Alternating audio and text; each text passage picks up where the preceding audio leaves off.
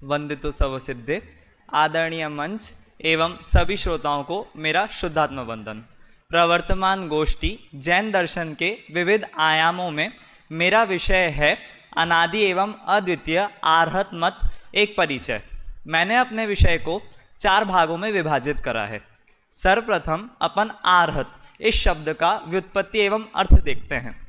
आर्हत शब्द अर्हत में अण प्रत्यय करने से बनता है। वाचस्पत्यम एवं शब्द कौस्तुभ कन्नड़ डिक्शनरी में आर्हत इस शब्द का अर्थ जैन दर्शन अरहंत एवं अरहंतों के अनुयायी इसी रूप में करा है। हेमचंद्राचार्य शब्द कल्पद्रुम में भी आर्हत शब्द को अरहंत का ही पर्यायवाची कहते हैं।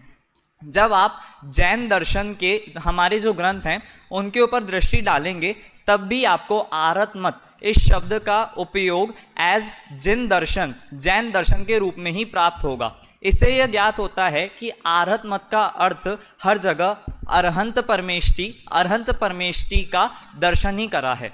यहाँ पर एक बात ध्यान रखने योग्य है कि जब हम आर्हत मत इस शब्द का अर्थ अरहंत परमेष्टि का मत करते हैं तो यहाँ पर यह अर्थ कदापि ग्रहण नहीं करना कि अरहंत परमेष्टि या फिर अरहंत नाम के किसी व्यक्ति ने इस मत को इस दर्शन को चलाया हो, बल्कि यहाँ पर इसका यह अर्थ है कि अरहंतों ने इस मत का और विवेचन करा है, इसका कथन करा है, इसको चलाया नहीं है।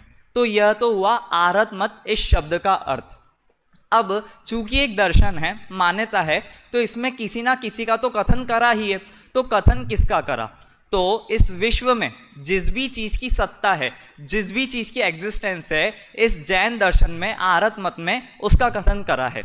अर्थात विश्व व्यवस्था का, वस्तु व्यवस्था का जैन दर्शन में कथन करा है।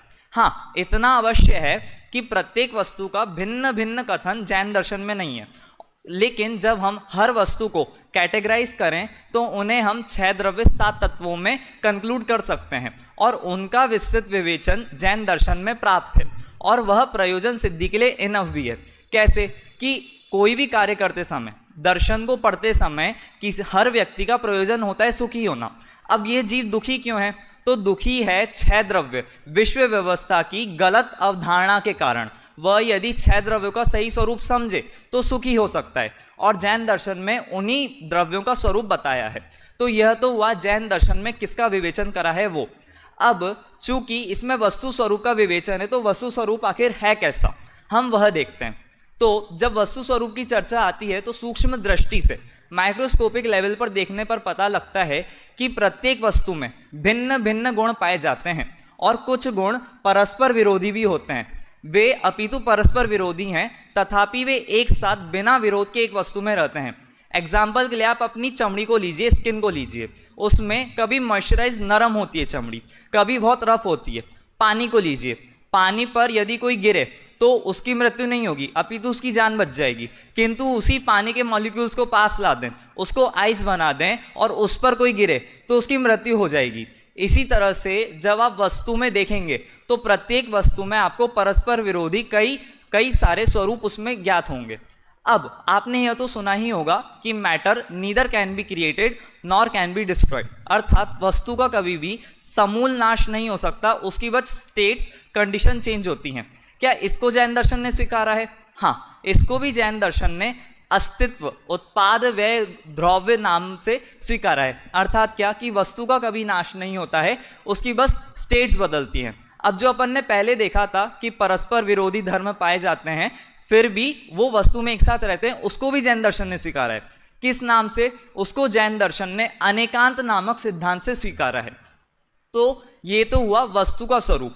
अब यदि आप वस्तु के स्वरूप को एक तरफ रखें और जैन दर्शन को एक तरफ रखें तो जैन दर्शन में जितने भी सिद्धांत है और वस्तु स्वरूप में जितने भी गुण हैं वो सब कहीं ना कहीं परस्पर में मेल खाएंगे। क्यों? क्योंकि जैन दर्शन में अंतोगत्वा विश्व व्यवस्था, वस्तु व्यवस्था का ही कथन करा गया है। तो यह तो हुआ आर्हत मत, जैन दर्शन का सामान्य स्वरूप। अब यदि आपने मेरे विषय पर विशेष ध्यान दिया हो तो वहां पर अनादि एवं अद्वितीय ये 2 विशेषण लगाए गए हैं। तो अनादि कैसे, हम यह देखते हैं। सर्वप्रथम तो हमें यह जानना होगा कि जो विश्व है यह अनादि है। यदि आपको यह भी स्वीकार नहीं है तो फिर आप एक नोटबुक लीजिए, उसमें अपने माता पिता का नाम लिखिए, उनके माता पिता का लिखिए, ऐसे लिखते जाइए। क्या कोई अंत अर्थात माता पिता का प्रारंभ आएगा? नहीं आएगा। अर्थात क्या, जब आपने विश्व की उत्पत्ति का पहला समय माना तो उसके पहले क्या था? शून्य था। अब चूंकि आपने कार्य माना है तो कारण पूर्व पर्याय का व्यय भी मानना पड़ेगा। अब यदि आप शून्य को कुछ मानते हैं तो वो भी विश्व में गर्भित हो जाएगा और ऐसे विश्व की उत्पत्ति पीछे खसकती जाएगी। इससे सिद्ध होता है कि यह जो विश्व है यह अनादि है। अब चूंकि विश्व किसे कहते हैं? तो 6 द्रव्य के समूह को, वस्तु के समूह को ही विश्व कहते हैं। अब जब वस्तु अनादि से, तो वस्तु का स्वरूप तो बदला नहीं, वस्तु अनादि से, वस्तु का स्वरूप अनादि से है, तो वस्तु के स्वरूप का कथन करने वाला ऐसा जैन दर्शन भी अपने आप ही अनादि सिद्ध हो जाता है। ये इस कारण है कि चूंकि जैन दर्शन में पूर्ण विश्व व्यवस्था गर्भित हो जाती है, अर्थात जितना भी स्वरूप है वो गर्भित हो जाता है, तो कथन करने के लिए, विवेचन करने के लिए कुछ बचा ही नहीं। अब जो भी विवेचन अन्य कोई करता है तो या तो वो सम्यक होगा या मिथ्या होगा। यदि मिथ्या है तो फिर तो कोई बात ही नहीं, उसको तो ग्रहण करना ही नहीं। एवं यदि सम्यक है तो वो जैन दर्शन में इंक्लूड हो जाएगा। क्यों? क्योंकि वो भी सही निरूपण कर रहे हैं, हम भी सही निरूपण कर रहे हैं, तो वो सहज ही जैन दर्शन में गर्भित हो जाएगा। इस कारण से जैन दर्शन अद्वितीय भी सिद्ध होता है। अद्वितीय को हम इस तरह से भी ले सकते हैं कि जो वस्तु अनादि होती है वह अद्वितीय होती ही है, और जो वस्तु अद्वितीय होती है वह नियम से अनादि ही होती है। कैसे? कि भाई साहब, जिस वस्तु का कोई प्रारंभ होता है उसको कोई बनाने वाला होता है, तो बनाने की एक विधि होती है, उसी विधि को यदि हम फॉलो करें तो हम उसके जैसी और चीजें बना सकते हैं। किंतु जो वस्तु अनादि से है, जिसकी कोई विधि नहीं है बनाने की, तो उसको आप मिमिक नहीं कर सकते, कॉपी नहीं कर सकते। इसलिए जैन दर्शन अनादि सिद्ध होता है। अब यहाँ पर कोई कहे कि सांख्य बौद्ध मत ये भी तो वस्तु स्वरूप का कथन करते हैं, तो हाँ, ये भी कथन करते हैं, इनका कथन किसी अपेक्षा से सही भी है। किंतु समस्या ये है, ये जो कथन करते हैं ये उसमें सर्वथा लगा देते हैं कि वस्तु स्वरूप ऐसा ही है, वो कथनचित न लगाकर सर्वथा लगा देते हैं। यदि वे और भी स्वरूप, जो अन्य स्वरूप स्वीकारा गया है उसको भी स्वीकारें तो वे जैन दर्शन में ही सम्मिलित हो जाएंगे, इसलिए वे भी मिथ्या दर्शन ही कहे गए हैं। आप जैन दर्शन को अद्वितीय इस तरह से भी देख सकते हैं कि जैन दर्शन में इतना कर्म सिद्धांत का वर्णन है, प्रत्येक समय असंख्यात कर्म इधर उधर होते हैं, किंतु फिर भी वे सब एक वर्ड पर टिके हुए निमित्त मात्र हैं। वे जीव में इतने से भी कर्तृत्व का काम नहीं करते, वह कुछ भी नहीं कर सकते। क्या ये जैन दर्शन की अद्वितीय कि एक द्रव्य दूसरे द्रव्य का किंचित मात्र भी कुछ नहीं कर सकती? इतना ही नहीं, यदि आपको जैन दर्शन के अनादि के बारे में देखना है तो ऐतिहासिक दृष्टि से भी आप पंडित टोडरमल जी कृत मोक्षमा प्रकाशक के 5वें अध्याय में देख सकते हैं।